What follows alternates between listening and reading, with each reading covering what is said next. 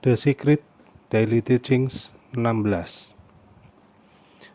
Pada setiap situasi dan momen dalam hidup Anda, ada dua jalan yang tersedia untuk Anda. Kedua jalan itu adalah positif dan negatif. Dan Andalah yang memilih jalan mana yang akan Anda ambil. Ingat ya teman-teman, bahwa kita ini adalah tuan dari pikiran kita sendiri. Kita adalah majikan dari pikiran kita sendiri. Kalau ada yang mengatakan bahwa pikiran itu seperti kuda liar yang susah dikendalikan, maka kita adalah pengendaranya, penunggang kudanya. Jadi kita harus membuat kuda itu berjalan sesuai dengan keinginan kita. Untuk konteks positif negatif ini, saya minta untuk dilihat secara umum ya.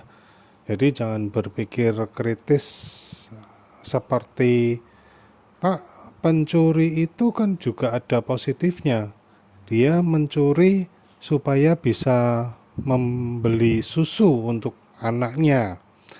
Jangan ya, kita jangan melihat sampai hal yang seperti itu ya. Kita coba bahas positif dan negatif ini secara umum saja. Jadi secara sederhana, kalau hal tersebut bisa membuat kita bahagia, nyaman, gembira, anggap saja itu artinya positif.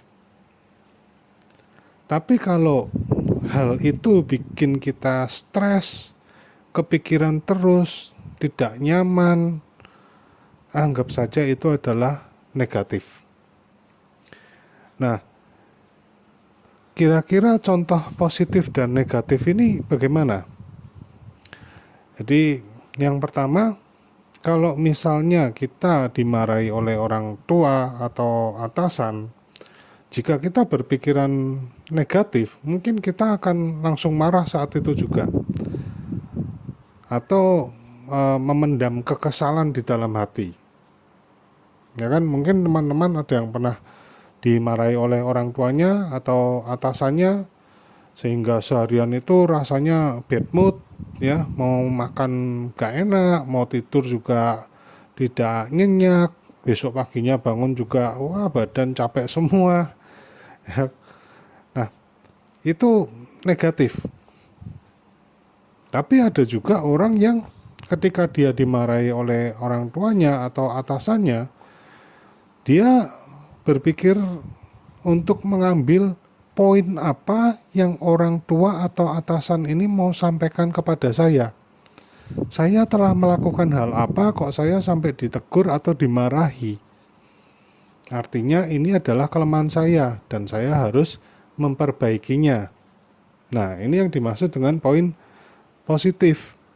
Jadi ketika dia ditegur atau dimarahi, dia ya justru merasa senang. Kenapa? Karena ini ada orang lain yang memberitahu kelemahan saya, supaya saya bisa lebih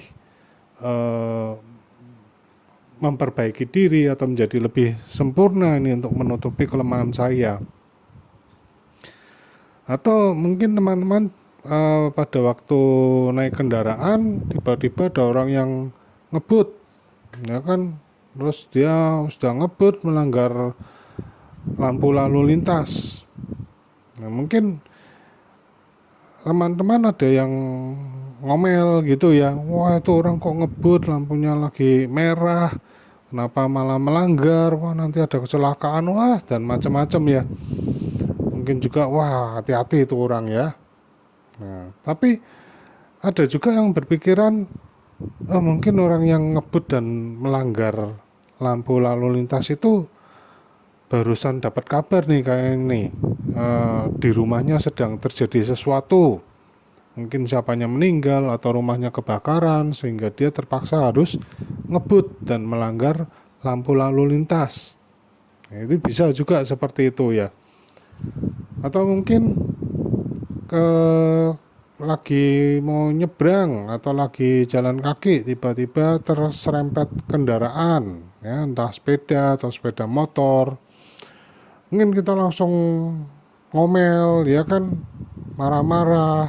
Tapi ada juga yang malah justru bersyukur, ya kan. Bersyukurnya bagaimana? Wah, untung cuma lecet sedikit, yang penting masih utuh semua anggota tubuhku. Ya, ada juga yang berpikiran seperti itu. Ya, kalau kita lihatnya dari konteks yang umum saja, pokoknya kalau itu hal yang bisa bikin kita bahagia, nyaman, gembira, ya itu positif. Tapi kalau itu bikin kita stres, kepikiran terus, tidak nyaman, ya, gak enak makan, gak enak tidur, ya itu negatif. Oke ya, jadi teman-teman pasti sudah tahu lah ya, mana yang dimaksud positif dan mana yang negatif ya. Nah, sekarang teman-teman bisa menyiapkan selembar kertas nih, atau buku. Kemudian di kolom sebelah kiri ya, jadi bikin 2 kolom ya, kolom kiri dan kolom kanan. Yang kolom kiri ini bisa ditulis hal-hal yang menurut teman-teman ini negatif. Ya, tulis sebanyak mungkin. Ya, kalau sudah ditulis sebanyak mungkin, kemudian di kolom kanan bisa dituliskan hal-hal yang teman-teman inginkan dan menurut teman-teman itu positif. Ya, jadi ini di reverse, kebalikannya. Yang negatif apa saja ditulis, terus kolom kanannya tulis saja yang menurut Anda itu positif. Nah, setelah ditulis semua yang negatif dan positif, sudah selesai, bacalah kembali hal-hal yang menurut teman-teman itu positif, tapi kali ini membacanya sambil membayangkan seolah-olah hal itu sudah terjadi beneran, ya, seolah-olah sudah nyata. Nah, untuk teknik lebih jelasnya teman-teman bisa tonton ya di video The Secret Daily Teaching 15 untuk cara-caranya ya. Nah, jadi kenapa positif dan negatif ini harus diperhatikan ya. Kalau kita ternyata memiliki banyak pengalaman negatif yang tidak selesai-selesai, itu hati-hati ya, bisa menjadi penyakit di tubuh kita, penyakit yang benar-benar nyata ya. Jadi benar-benar harus diselesaikan mana yang negatif dan positifnya ini bisa dijadikan apa ini. Oke teman-teman, gitu saja video kali ini. Sampai jumpa di video berikutnya dan terima kasih.